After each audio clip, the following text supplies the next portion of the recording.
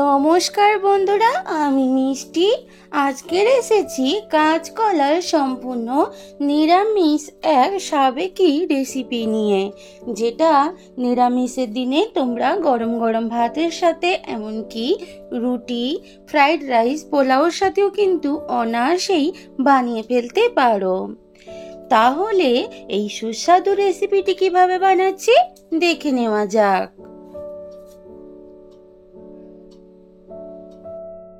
এই রেসিপির জন্য এখানে আমি 3টে কাঁচকলা, একটা আলু আর আমি মোটামুটি 1 বাটি নিয়ে নিয়েছি মটর ডাল।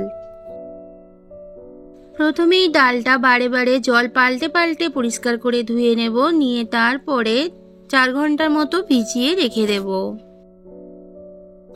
এইবার এখানে কাঁচকলাগুলো আমি কেটে নেব, দুটো দিক একটু বাদ দিয়ে মাঝখান বরাবর কেটে নিলাম।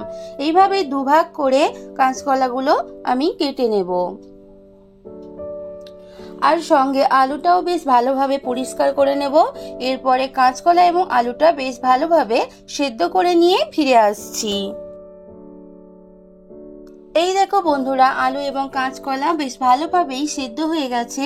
এবারে আলু এবং কাঁচকলার খোসাগুলো ভালোভাবে ছাড়িয়ে নেব, নিয়ে একটু আমি ঠান্ডা করে নেব। এদিকে আমার মটর ডালটা বেশ ভালোভাবে ভিজানো হয়ে গেছে, দেখতে পাচ্ছ নখ দিয়ে কেটে দিচ্ছি, নরম হয়ে গেছে, দেখেই নিশ্চয়ই বুঝতে পারছো। এইবার এটাকে পেস্ট করে নেব। একদম কিন্তু প্লেন পেস্ট করবো না, সামান্য দরদরা মতো করে আমি ডালটা পেস্ট করে নিয়ে ফিরে আসছি। আলু এবং কাঁচকলাগুলো সব খোসা ছাড়ানো হয়ে গেছে। এইবারে একটা কাঁটা চামচ দিয়ে আমি একটু স্ম্যাশ করে নিচ্ছি। তোমরা চাইলে হাতে করে নিয়ে করতে পারো, তবে একটু গরম আছে তাই আমি কাঁটা চামচ দিয়ে একটু ভালো করে স্ম্যাশ করে নিচ্ছি। আলু এবং কাঁচকলা বেশ ভালোভাবেই স্ম্যাশ করা হয়ে গেছে। এবারে এখানে কিছু ইনগ্রেডিয়েন্টস মিশিয়ে নেব। নিয়ে নিলাম স্বাদ মতো লবণ। এইবার এখানে দিয়ে দেব হলদি পাউডার। এইবার এখানে নিয়ে নিলাম 1/4 টিস্পুন লঙ্কা পাউডার। ঝালটা তোমাদের পছন্দ অনুযায়ী তোমরা নিও। এখন ঝালটা ইউজ করছি, আবার রান্নার সময় কিন্তু তখনও ইউজ করব। এইবার এখানে দিয়ে দিচ্ছি ভাজা গুঁড়ো মশলা। আমি এখানে গোটা জিরে, গোটা ধনিয়া, গরম মশলা পাউডার, একটু শুকনো লঙ্কা শুকনো কড়াইতে নেড়ে একটু পাউডার বানিয়ে রেখেছিলাম, ওটা নিয়ে নিলাম। ওটা নেওয়ার ফলে আলাদা করে জিরে ধনিয়ার দরকার লাগবে না।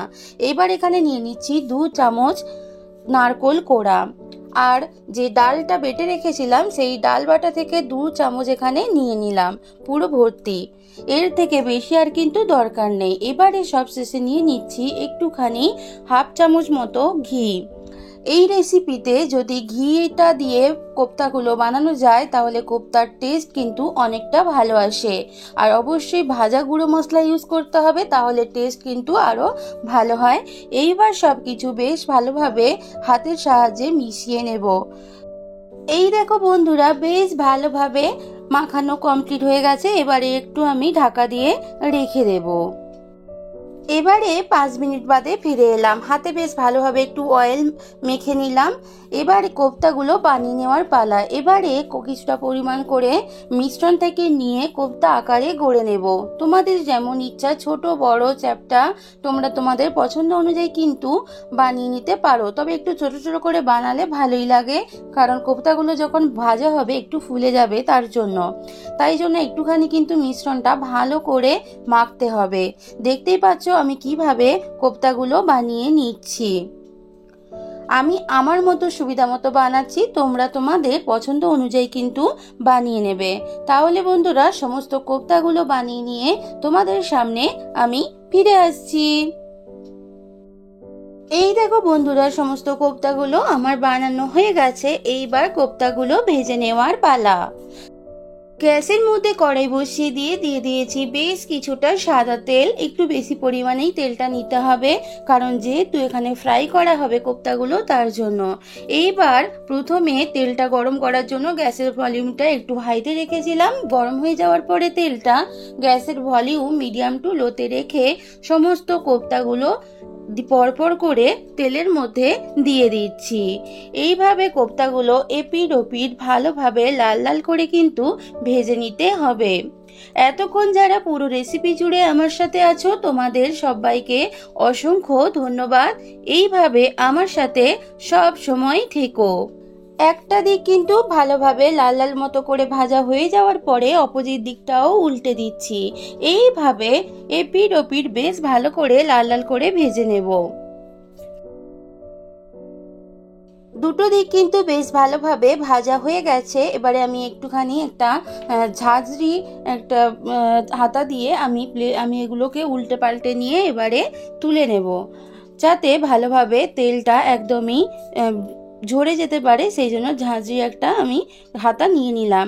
নিয়ে এবারে এক এক করে কোপ্তাগুলো তুলে নিচ্ছি, যাতে এক্সট্রা অয়েল না আসে সেটা কিন্তু খেয়াল করতে হবে। তাহলে এইভাবে সমস্ত কোপ্তাগুলো পরপর ভেজে নিয়ে তোমাদের সামনে ফিরে আসছি। এইখানে একটা আমি পেস্ট বানিয়ে নেব। তার জন্য এখানে নিয়েছি কতগুলো আদা, নিয়েছি এখানে টমেটো আর কাঁচা লঙ্কা। যেহেতু পুরোটাই আমি নিরামিষভাবে বানাবো তাই এই মশলাগুলো একটা পেস্ট বানিয়ে নেব। এদিকে কড়াইতে অল্প একটু সাদা তেল দিলাম, পুরো রেসিপিটাই সাদা তেলে বানাবো। এবার দিয়ে দিলাম ফোড়ন, শুকনো লঙ্কা, গোটা জিরে, গরম মশলা গোটা আর দিলাম তেজপাতা।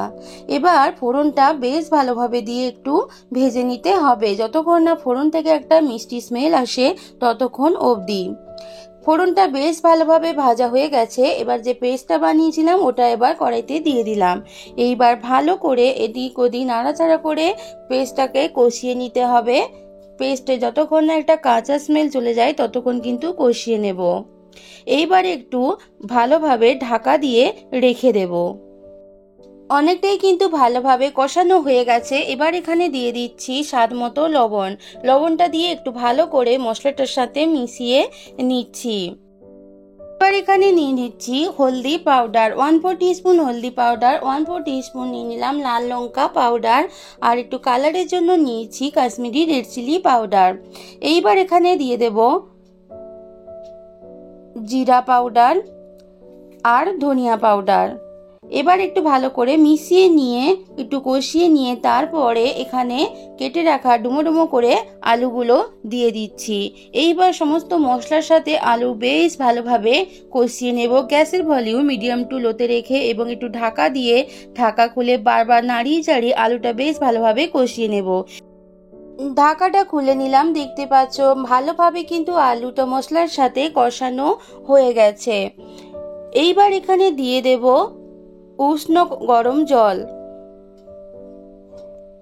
আমি এখানে মশলা ধোয়া জলের সাথে একটু উষ্ণ গরম জল মিশিয়ে রেখেছিলাম, ওটা এবার এখানে দিয়ে দিলাম। একটু কিন্তু বেশি পরিমাণেই এই রেসিপিতে জলটা লাগবে, কারণ যেহেতু কোপ্তা আছে, কোপ্তাগুলো কিন্তু অনেকটাই জল ভেতরে শুষে নিয়ে নিজেরা কিন্তু ফুলে ওঠে, তাই জন্য একটু বেশি পরিমাণেই জল এখানে দিতে হবে। প্রায় এখানে 1.5 কাপ মতো জল আমি এখানে দিয়ে দিলাম, দিয়ে বেশ ভালোভাবে হাতা দিয়ে নাড়িয়ে চাড়িয়ে দিলাম। এবার একটু ঢাকা দিয়ে রেখে দেবো।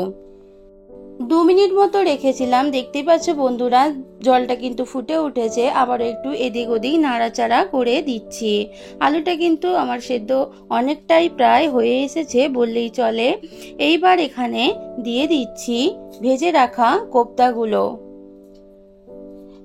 এই রেসিপিটি এতটাই টেস্টি হয় বন্ধুরা, তোমরা না বাড়িতে বানিয়ে খেলে বিশ্বাস করবে না। এটা 15 দিনের একটা সাবেকি রান্না এবং এটা হচ্ছে অত্যন্ত ডেলিশিয়াস এবং খুবই সুস্বাদু একটি রেসিপি।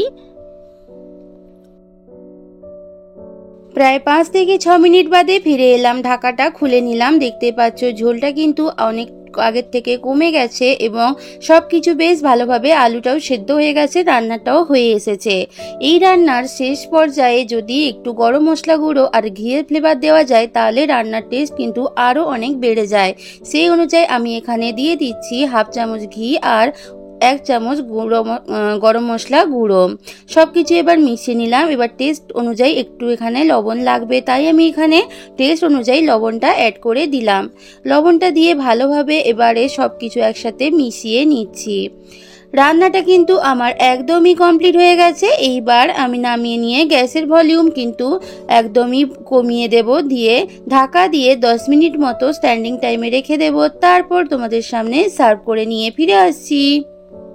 অসাধারণ স্বাদের সম্পূর্ণ নিরামিষ এক সাবেকি রান্না কাঁচকলার কোপ্তা কারি একদম কিন্তু রেডি। আমি সার্ভ করে নিচ্ছি। হয়তো তোমরা এই রান্নাটা তোমাদের মতো করে বানাও, আমি আজকে আমার মতো করে বানালাম। যদি তোমাদের ভালো লাগে অবশ্যই আমার ভিডিওটি বেশি বেশি করে শেয়ার করে দিও নিজের বন্ধুদের মধ্যে, আপনজনেদের মধ্যে। আর যদি ভালো লাগে অবশ্যই একটা লাইক করো এবং কমেন্ট করে জানিও তোমাদের কেমন লাগলো। আর অবশ্যই আমি যেভাবে বানালাম একবার বাড়িতে ট্রাই করে দেখো।